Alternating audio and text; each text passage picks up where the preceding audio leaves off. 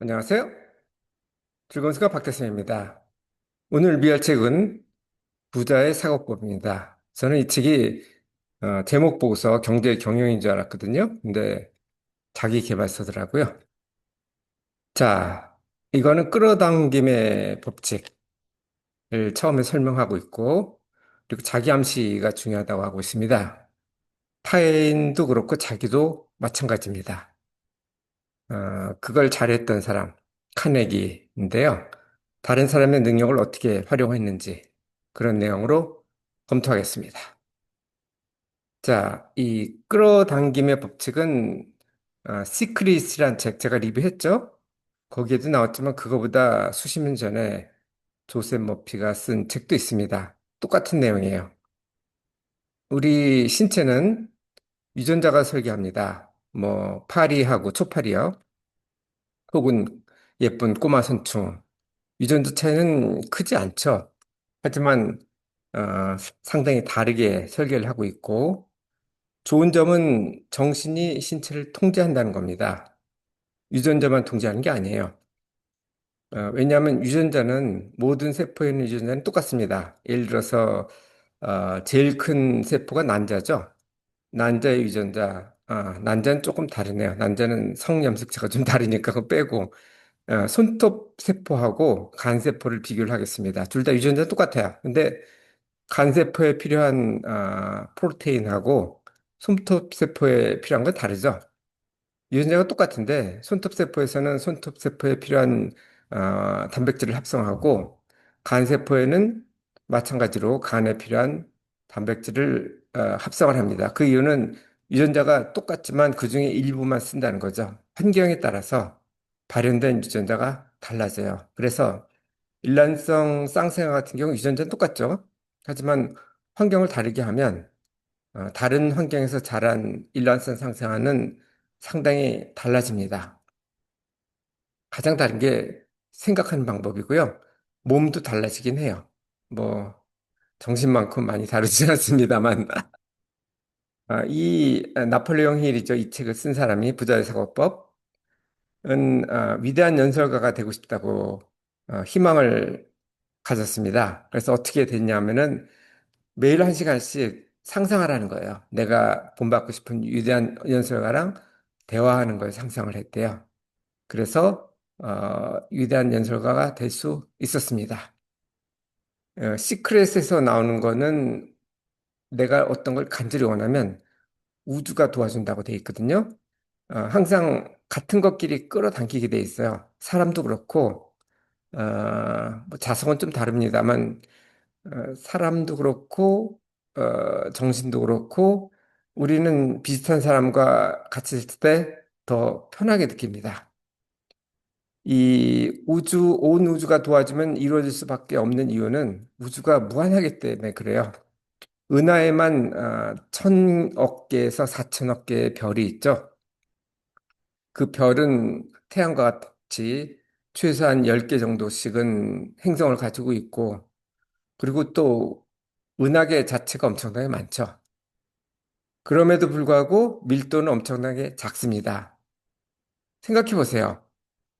태양과 지구 사이, 그걸 1AU라고 그러죠. 그 사이에도 사실 거의 없습니다. 수성과 금성이 있긴 하지만 상당히 밀도가 작죠. 그리고 또 이건 넓게 봤을 때 그렇고 작게 봤을 때도 우리 세포 안에 예를 들어서 우리가 뭐 의자를 만진다고 치면 의자는 딱딱하다고 느끼지만 사실은 그렇지 않습니다. 의자는 분자로 이루어졌겠죠. 뭐 셀룰로스 분자나 뭐 이런 걸 텐데 그 안에 보면은 그거는 원자로 이루어졌고 원자는 핵과 전자로 이루어졌죠. 근데 핵이 엄청 크고 지구처럼 크다면 전자는 뭐 지구나 뭐 이런 것처럼 엄청나게 떨어져 있습니다. 그 사이는 다 비었다는 거죠. 무한히 작기도 하고 밀도는 또 그 리소스로 치면 무한히 많기도 합니다. 그래서 끌어당김의 법칙이 성립한다는 것이 저자의 주장입니다. 자, 자기 암시가 중요하다고 그러는데요. 뇌는 현실하고 생각을 구분을 못해요. 예를 들어서 베트남에서 포로로 잡혀서 7년 동안 아주 좁은 독방이라는 게 그 플라툰이나 이런 영화 보시면 아시겠지만 독방이 아니죠. 그냥 그 닭장 같은 그 정도의 크기인데 거기서 7년 동안 잡혔다가 풀려난 후에 오히려 골프 실력이 늘어났답니다. 그 이유가 뭔가 했더니 매일 자기가 제일 좋아하는 골프장에서 골프 치는 연습을 상상을 했대요. 골프 치는데 얼마나 걸리는지 잘 모르겠습니다. 2시간 걸린다 그러면 2시간 동안 정말 머릿속으로 했는데 뇌는 실제로 하는 것하고 머릿속에서 하는 거하고 구별을 못해요. 사실 같죠? 내 입장에서 보면. 그래서 원하는 누구만큼 하겠다. 목표를 세우면 그걸 머릿속에서 매일 연습을 하면 그렇게 됩니다. 저 같은 경우도 제가 군에서 수송병과였는데 그때 지휘관 대대장 대령이었죠. 연대장급이었죠. 이 군면허 말고 사회면허를 따라. 그래서 열심히 운전 연습을 했습니다. 근데 운전 연습은 차가 있어야 되잖아요. 근데 차는 매일 할 수 없고 머릿속으로는 매일 했어요.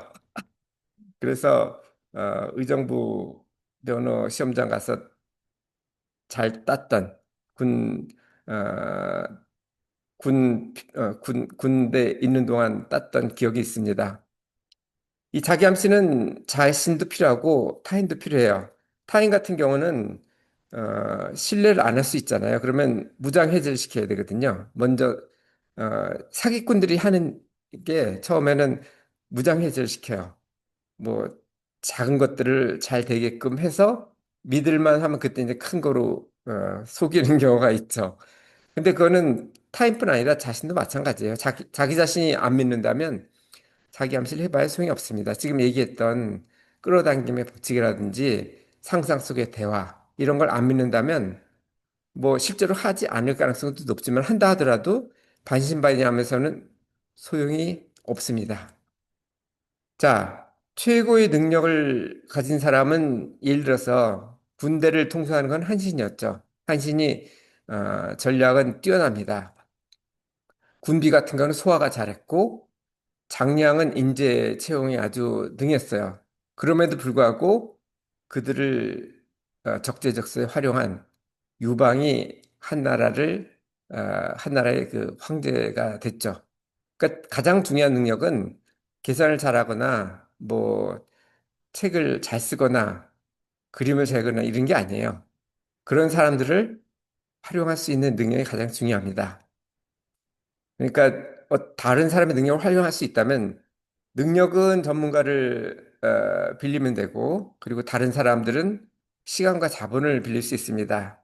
예를 들어서 주식회사 같은 경우를 만들면 자본을 빌릴 수 있고 거기서 좋은 사업 계획을 내면 어, 은행에서 또 융자를 받을 수도 있겠죠. 그리고 시간은 혼자 할 수 있는 건 제한이 있거든요. 그걸 갖다가 권한을 위임하고 또 그런 사람들을 육성시키면 되겠죠. 그게 가장 중요하고요. 그리고 이제 대응에 대해서 악을 선으로 하는 게 중요합니다. 뭐든지 만지면 만질수록 커지거든요. 내가 나쁜 걸 만지면 나쁜 게 커지고 화를 내면 계속 그 화의 수준이 높아지고 반대로 좋은 걸 하면은 그 좋은 게 커집니다. 그 인디언 이야기에 그런 게 있잖아요. 어떤 할아버지가 아이한테 내 마음에는 착한 늑대와 악한 늑대가 있단다. 둘이 서로 항상 싸우지. 그래서 손자가 묻죠. 할아버지 그럼 누가 이겨요? 그랬더니 네가 먹이를 많이 주는 놈이 이기지. 이렇게 하고 있거든요. 그랑 똑같아요. 그래서 우리는 사회적 동물이기 때문에 부채감이 있어요. 뭔가 받으면 줘야 돼요. 그리고 그렇게 안 주면 사회에서 쫓겨나게끔 돼 있습니다. 뭐 실제로 쫓겨나진 않지만 외면당하죠. 그래서 악을 받으면 악으로 돌려주지 마시고 선으로 돌려주세요. 그러면 그 사람은 부채감을 느끼거든요. 그래서 선으로 그래서 악순환이 악선순환으로 바뀔 수 있는 그런 계기를 만드는 게 가장 뛰어난 능력 중에 하나입니다. 물론 예외적으로 사이코패스 같은 사람이 있어요. 이런 사람들은 사회하고 공감할지를 모르죠. 내가 사람을 죽이고도 보통 사람들은 그러면 죄책감, 두려움 뭐 이런 걸 느끼는데 이런 사람들은 그런 걸 못 느끼죠. 어쨌든 좋은 습관을 가지는 게 중요합니다. 단기 집중을 해서 습관이 될 때까지 노력하는 게 가장 큰 투자입니다. 자, 이 내용은 제가 다음 카페 2873번에 정리를 했으니까 한번 읽어보시면 좋을 것 같습니다. 이상 오늘도 즐거운 생각 박다선이었고요. 내일도 자기 개발적으로 새로운 책을 리뷰하도록 하겠습니다. 감사합니다.